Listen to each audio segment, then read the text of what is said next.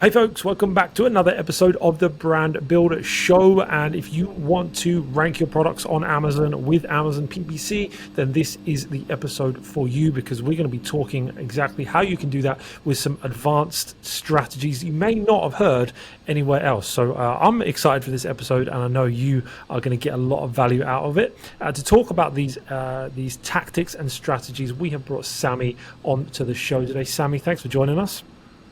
Hey Ben, thank you so much for inviting me to this podcast. I'm really excited to share as much as I can.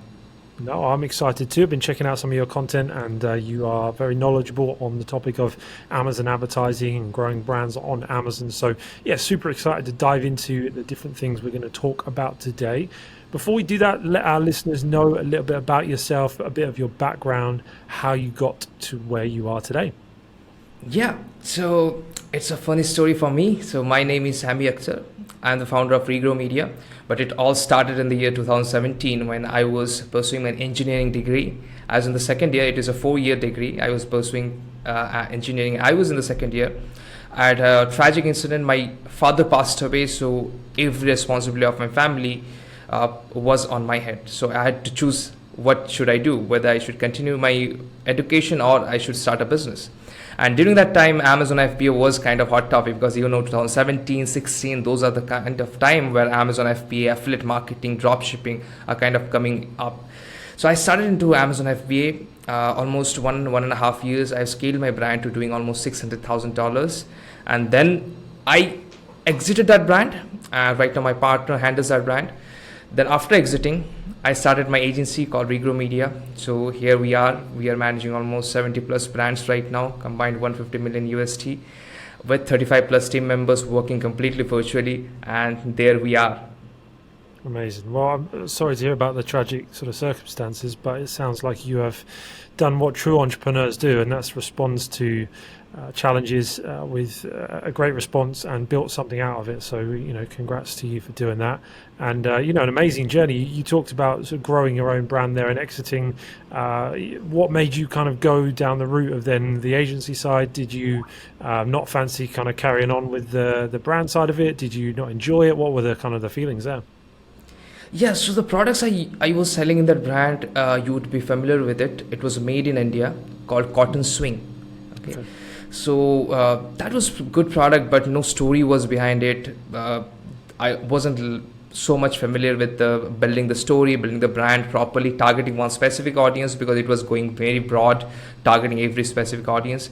So I decided to jump into other option. But the main thing that happened was, while I was pursuing or doing that business, I was documenting everything on my YouTube channel. Okay. How much profits I'm doing, how much sales I'm getting on daily basis, what products I'm launching.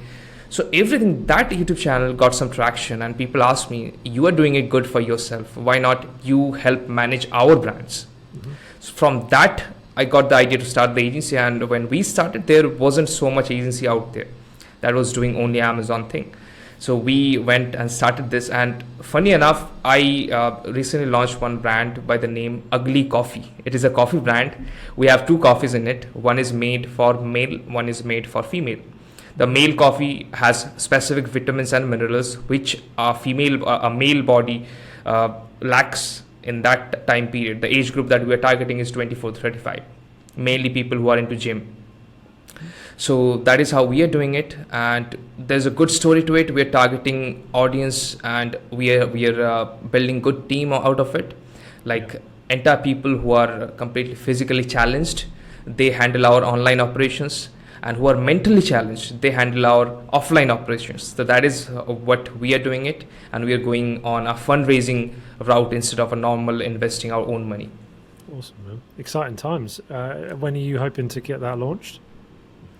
So we already started the production. The production should finish by this month.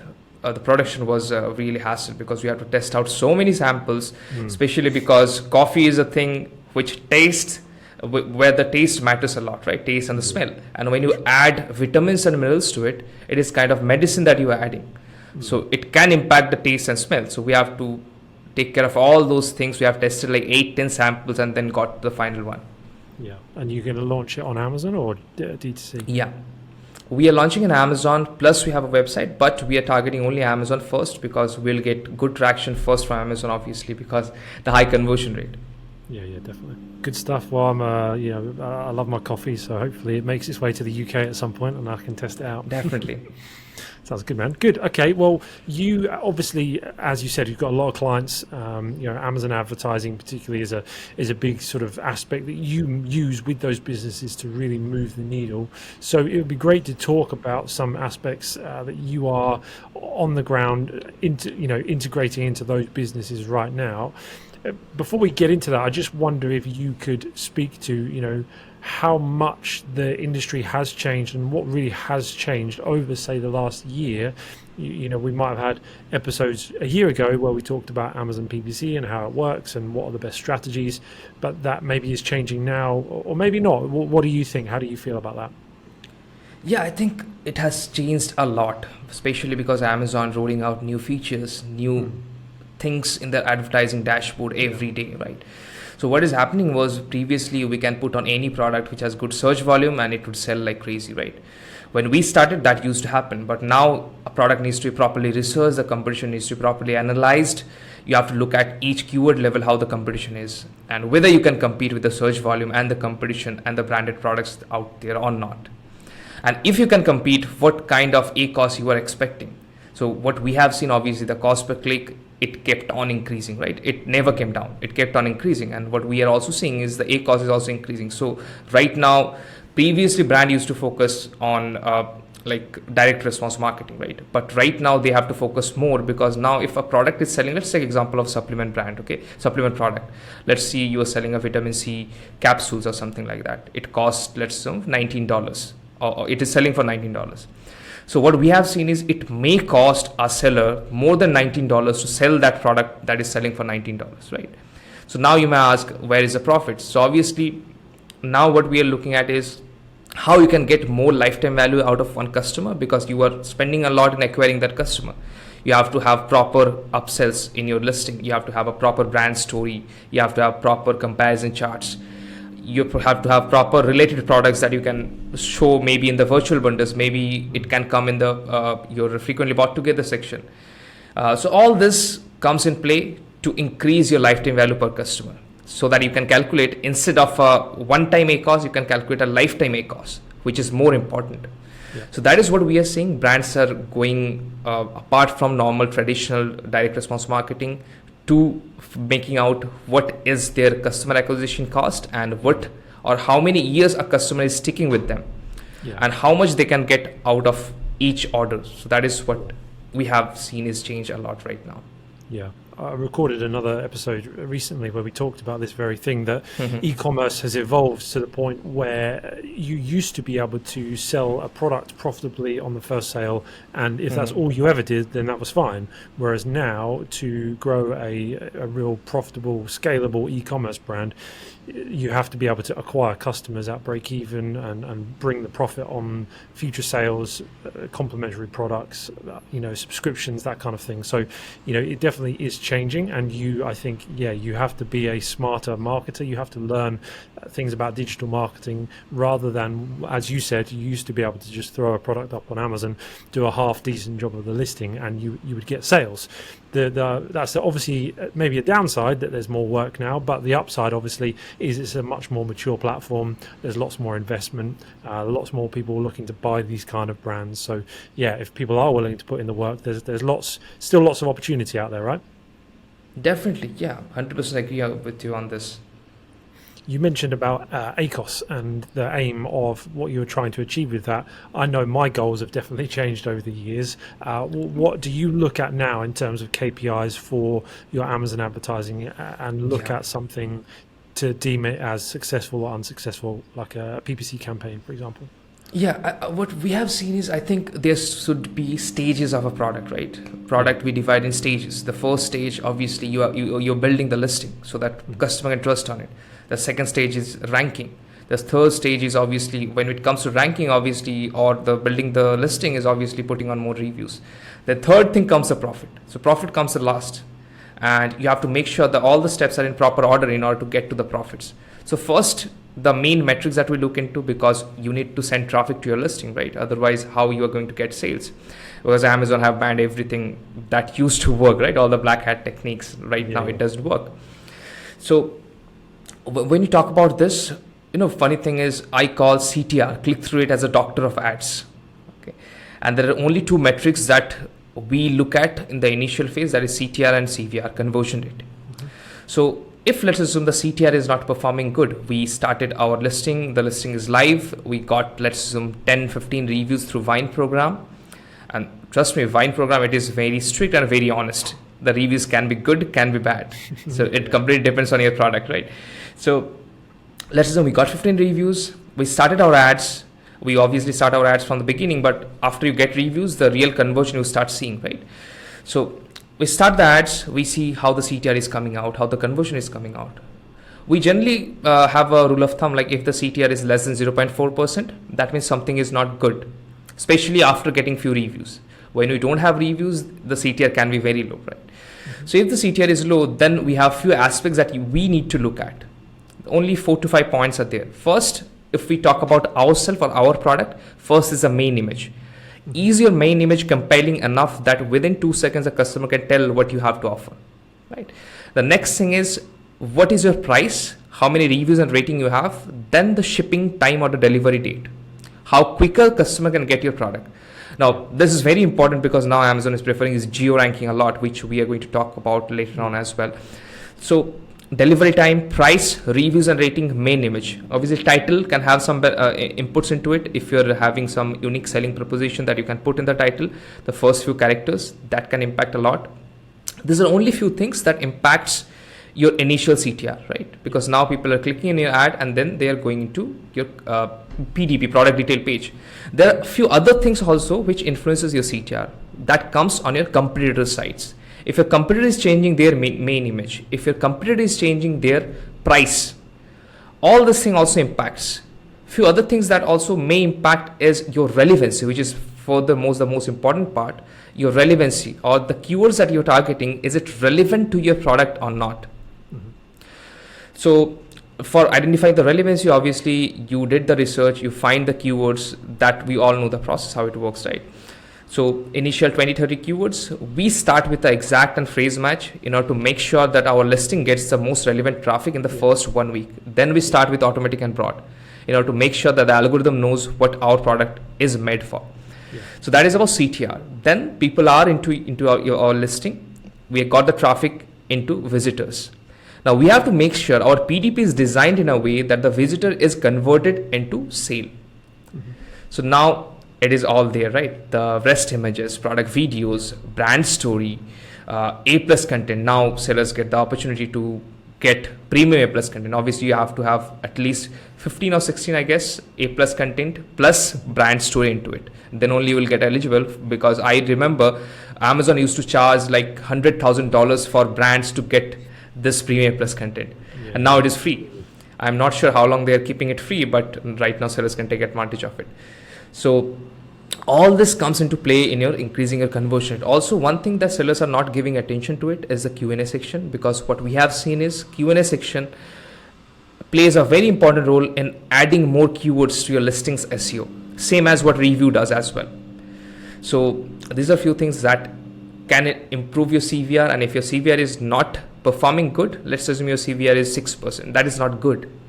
That may be good when your listing is new and do not have reviews, but it is bad when your listing started converting well.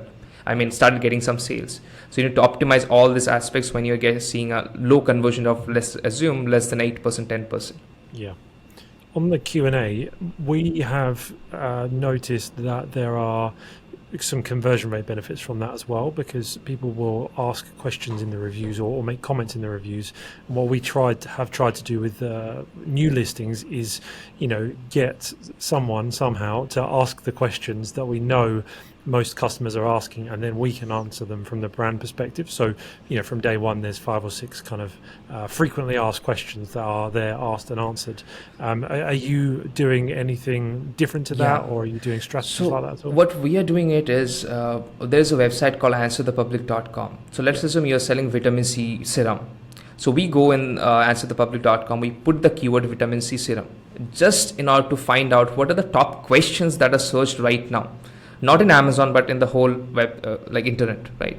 Then we get all the series of questions with the search volume. Now we get the list of questions that we need to ask, or we get to find someone that asks or put in the listing so that a seller can answer, right? So this now have also not only the keywords but all the queries that right now customer are looking into. Also we get videos that we can put in the Q&A section, right? So this is how we are using the Q&A part. Great. And you mentioned campaign structure a little bit there, launching with exact and phrase, which is exactly what we would do as well. Then adding in auto and broad later on. How are you structuring those more mature campaigns? Are you sort of using auto and broad to find new keywords, putting them into exact? Are you using single keyword campaigns? Give us a little bit of an insight into how your optimal structure is. Yeah, so first comes the launch. So in the launch phase, generally followed by external traffic sources like Google Ads, what we are doing is, in terms of Amazon PPC, we get the list of 20-30 relevant keywords where maximum of our top competitors are also ranking. At least 3 of them should rank, which should have good search volume of more than 500 a month. So we get the list of keywords, and if the keyword have high search volume, we have to create a separate exact match campaign for a single keyword. But if the search volume is moderate, we will probably put 5 keywords in one exact campaign. And the only goal for this campaign is to rank. Okay, this exact match campaign, and no matter, you shouldn't look at the ACOS at all. Then comes a phrase match. The goal of the phrase match is also to rank plus to get more long tail version of the exact match you are running. So these are the keywords that we start with. The main goal is to rank as much as possible. Obviously, you have to put this keyword in your keyword tracker so that you can check how the ranking is improving. Then, after a few days, we start with automatic campaigns. In automatic campaigns, we generally run 2 kinds of automatic campaigns. One is low bid automatic campaigns, where our target is to get low ACOS. So the bids are kept very low, divided in all targeting, all placements. So we create 12 campaigns. Because each targeting have, let's say, close match, loose match, substitute complements. Again, loose match has 3 placements. 2 you can control, 1 you cannot control. Top of the search product page you can control. Rest of the search you cannot control. So we try to find out some ways how to control it by going into bid strategy and changing the bid strategy to up and down, and then putting the bid very low. Then trying to see if Amazon is giving us impression in rest of the search or not. So we have to create 4 to 5 different campaigns just to see if one campaign delivers in rest of the search, because if one campaign starts delivering, Amazon will push all the budget to that. So it is about test when it comes to rest of the search. So that adds up to 12 campaigns for automatic. Only target is to get low conversion, high conversion at low ACOS. The sales will be very less, but the ACOS will be also very, very good. Then we have the broad match. The broad match, the bids will be kept very low, because broad match, again, it behaves same as automatic campaign. These are meant to spend. Okay, so the same keywords, everything. But here the broad match will also give you some good keywords that you need to put into new campaigns, and followed by the graduation. That means, let's assume one keyword is converting well, have given us more than 3 conversions. We will take that keyword out. By taking out, we don't pause that keyword in one campaign where it is performing. We don't touch a campaign which is performing. We just take out, create an exact match campaign. If it is 3 word or less, we create exact match. If it is 3 word or less, we create a phrase match campaign. If it is 3 word or more, we create a exact match campaign. So that is how we structure. The next stage will be to identify which is the best performing placement, and that is how it goes.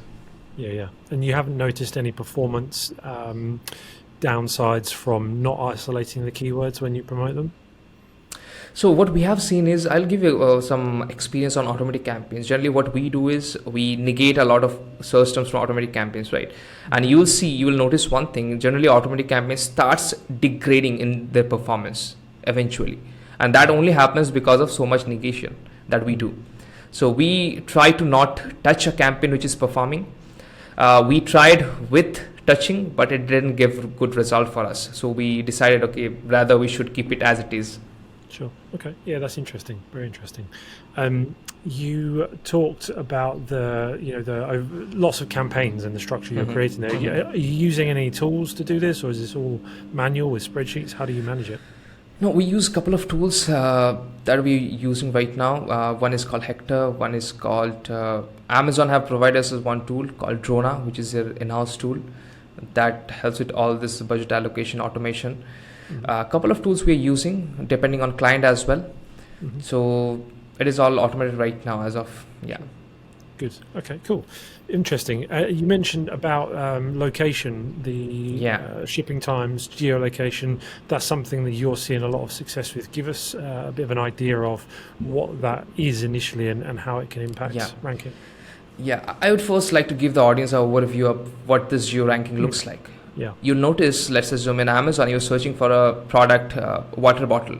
You go search water bottle, your zip code will be obviously set from the beginning when you're searching. On the top left hand side, you can set the zip code again. You go change the zip code. Now you will see the results that were coming. It got changed. Both the PPC results as well as the organic results. It will change.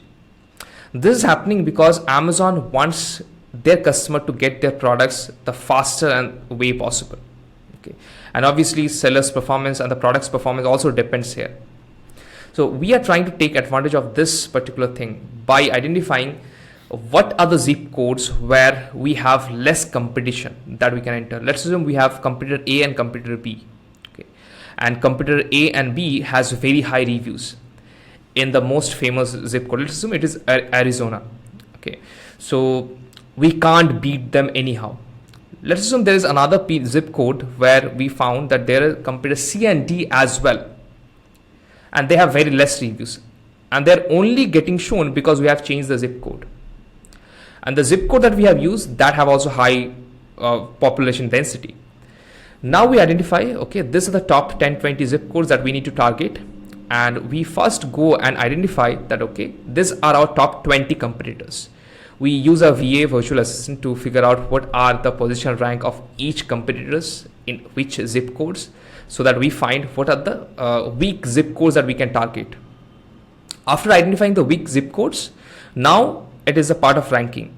So in terms of regional ranking, the ads that we can use right now is Google ads and Amazon DSP. Normal Amazon ads, we don't get the option to target regional wise.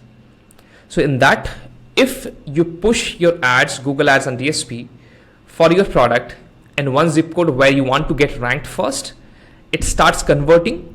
And once it starts converting, Amazon will ship majority of the product to that warehouse, which is near to that zip code or in that zip code. Yeah. Now you have your shipment in that zip code and your sales will start increasing. So that is something that is really interesting, that is working right now. Yeah. So I think sellers could use it really organized way. Yeah. Talk us through it in a bit more detail about how you identify how a seller is performing in a certain zip code. Yeah. So right now what we are doing is we are using virtual assistant to figure out that for each keyword, but just by changing the zip codes, where each competitor's organic ranking is there. So if it is an 18, yeah, we are doing it manually. We tried to find some tools, but we failed at it. I'm not sure. I will ask you for some suggestions after the podcast as well. Yeah, wow, okay. No, that's really interesting strategy. And so then because of, I mean, I know from personal experience, we had some stock take forever to get processed into Amazon a few weeks ago, and the shipping times blew out by, a few weeks, and it absolutely hammered our conversion rate, halved our conversion rate, affected sales massively. And and then once the shipping time came back in, nothing else changed. Price hadn't changed, nothing. Just the shipping time, the conversion rate back to normal, and conversion and sales were back to normal as well. So it really does affect it. So as you say, if you can get into locations and get really good shipping times, then of course it's going to be great for your conversion rate, isn't it? Yeah, definitely. I would 100% agree with you. Yeah. Good. Okay. Okay. So, any other sort of advanced strategies, whether it's Amazon PPC or off Amazon, that you're using with your clients at the moment? What are you seeing? What's getting the best return on investment for you at the moment? Yeah. So one thing we tried recently is sellers complain when they launch a product. They complain about their less conversion rate, right? And this is a pain point for every seller. They get less conversion rate because their sales are being taken. They are driving traffic to the listing. They are getting visitors. Yeah. But that visitor is purchasing other products because Amazon product listing is full of competitors' ads, right? So other competitors have high reviews, they're competing, and they take your sale. So what we tried is to drive traffic from, we have used a lot of tools like amped.io, then pixelme, Yeah. to just simplify our Google ads and connect it to Amazon attribution or Amazon referral bonus program at the back end to find out which campaign is giving us good results. Also, Amazon gives you a 10% bonus, which is obviously good for us. So Yeah. how we're using it is we created a separate sub page in our store. So that sub page, what modules we have used is, first we use the product module. In that product module, you see a small product image of the product you want to launch. Then you see the title. There will be two buttons. One is proceed to checkout, or one button will be add to cart, another button will be see all details, something like that. Okay. So next module that we have added is a video module, and in that module, the video that we have used is of the same product. So all these modules are of the same single product. Then we have an image module, a copy module, and again followed by at the bottom the same product module with the two buttons. Now funny thing is, whenever the add to cart module is clicked, add to cart button is clicked, the button changes to proceed to checkout. And in between, in this page, there are no competitors ads. Yeah. So then after you click on proceed to checkout, you go straight to the checkout page, and in that cart page, you see only few ads which are negligible, like 2 or 3 ads. So this increases our conversion rate a lot, and I think this is something that sellers should use in the launch phase along with whatever they are doing. Yeah, that's a great strategy. I had Tyler from Amped on the podcast recently, and he talked about a similar, similar thing they're doing to drive traffic to a page where there's no ads. So yeah, I think that's a strategy that's not being used much, but I think should be used more, because ads are becoming more and more prevalent on the platform, which is kind of the last topic I wanted to get to. Really was the changing ecosystem of Amazon, and what you feel. You're in the trenches day to day doing this stuff as well, and I wanted to know, what are your thoughts on the earnings reports of Amazon coming out with their advertising revenue going through the roof? They're pulling back on their own private label brands. They're making more and more profit through advertising. What does the next 12 to 24 months look like for an Amazon seller? Is advertising going to be viable on the platform in a year or 2 years' time? Where's this all going? Yeah, I think if sellers or brands started to understand the stages of their products, they will keep on selling. Brands need to understand more of how to increase their average order value per product, per sale, and also they need to understand how to increase the lifetime value of each customer, maybe by providing insert cards, which are in terms of service. Then maybe providing some gifts to the customer, which I have discussed in my podcast about how they can send emails, get the customers things, leads, and provide them gift, and cross-sell, upsell directly after purchase, all those things. So I think if sellers starts to understand this more on how to increase their LTV per customer and focusing more on the lifetime ACOS rather than the ACOS that they see just after the sale, then it would become more easier. Obviously, advertising, the cost per click is not going to come down. So you need to increase the average order value and profit margins before jumping to Amazon. Yeah. I think there is some, good news in there as well. I mean, I read a study that the cost per click actually has come down slightly since 2022. Not to say it will stay down, but just I think when, lots of aggregator investment came into the Amazon space, particularly, a lot of people feared that cost per click would go through the roof and it would never come down. But I think because they found it hard, because of tightening economic conditions in, particularly in the US, then, that has come down a little bit. So I think it will continue to go up over the long term, and that's maybe just a slight adjustment now. But I think you're right. A maturing platform demands maturing strategies. We need to get better.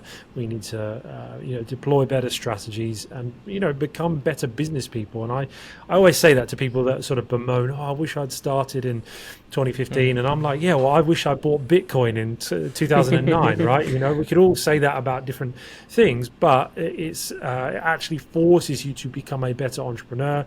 And for a lot of people, a business that sells on Amazon is just like step one of an entrepreneurial career that could go in so many directions. So I think you're right. It's you just have to mature your strategies as well as much as the platform is maturing. Yeah, definitely. I think speed is the key. So you need to try out, you need to put your actions and follow one step. If you diverge very frequently, very fast, that may hamper your growth. Rather than going into different aspects and focusing on different things, just focus on what is working right now and speed up that process. Just increase the actions and activities on that particular thing and it should start scaling. Yeah, absolutely. That's one thing I'm really not good at, is moving things forward fast. I'm too much of a perfectionist. I'm trying to get rid of that because businessman, it's like so much about speed. Just is it Mark Zuckerberg that says move fast and break things? Just get things shipped out fast. And yeah. And it's so true. I think entrepreneurs should just try more things, move faster. This has been super helpful, man. Really appreciate you coming on. Is there anything that I haven't asked that you maybe would be good to sort of finish with, or have you shared all of your? Yeah, I think I can share one tip here. So sellers who are selling and launching their products right now, and if you're not using the digital coupon, the coupon that tells save $2 or save 2% off, 5% off. Even if you're not running ads, if you have that coupon on in your listing and customer comes on your listing and go away without purchasing, that particular listing will follow the customer in the home page, even though you are running ads or not. So that is basically a free remarketing that you are getting without spending anything. Great tip. Yeah, love it. Good stuff, man. You mentioned you've got a podcast. Where can people find out more about you, listen to that kind of thing? Yeah, you can check out my name, Sammy Akthar, SAMMYAKTHAR, and you can find all the podcasts. Our podcast name is the Rich Sellers Podcast, and you can also find out on Regrow Media, REGROMEDIA media.com.